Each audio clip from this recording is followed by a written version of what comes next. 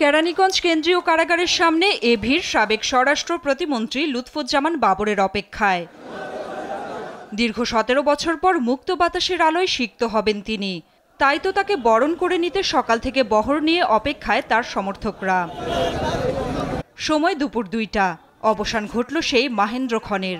গাড়িবহর নিয়ে কারাগারের ভেতর থেকে বেরিয়ে এলেন লুৎফুজ্জামান বাবর।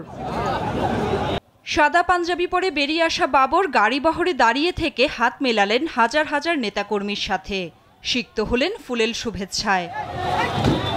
দীর্ঘ 17 বছরের অবসান ঘটিয়ে সাবেক এই প্রতিমন্ত্রীর দর্শন পেয়ে উৎফুল্ল নেতাকর্মীরা। আমাদের নেত্রকোনা জেলার গর্ব রুক্তুর রহমান বাবর সাহেব, উনি আজকে কারামুক্ত হয়েছেন 17 বছর পরে।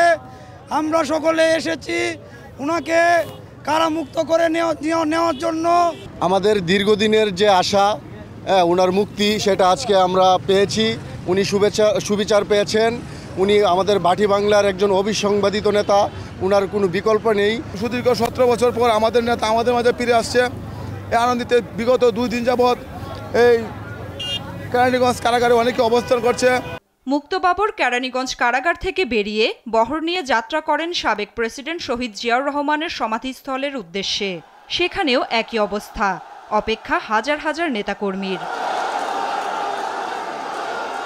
শহীদ জিয়ার সমাধিস্থলে শ্রদ্ধা নিবেদন করেন সাবেক এই প্রতিমন্ত্রী, সাথে ছিলেন বিএনপির নেতাকর্মীরা।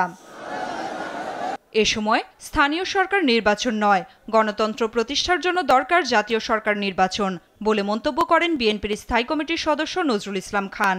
স্থানীয় সরকার নির্বাচনে গণতন্ত্র পুনঃপ্রতিষ্ঠা হয় না, গণতন্ত্র পুনঃপ্রতিষ্ঠা হবে সংসদ নির্বাচনের মাধ্যমে। মিথ্যা মামলায় বাবর সহ যারা জেল খেটেছে তাদের মতো যেন কেউ আর জেল না খাটে, তাই মানবিক গণতন্ত্র প্রতিষ্ঠার আহ্বান জানায় বিএনপির এই নেতা। গণতান্ত্রিক মানবিক বাংলাদেশ গড়তে চাই। নাফিয়া ফারজানা, দেশ টিভি, ঢাকা।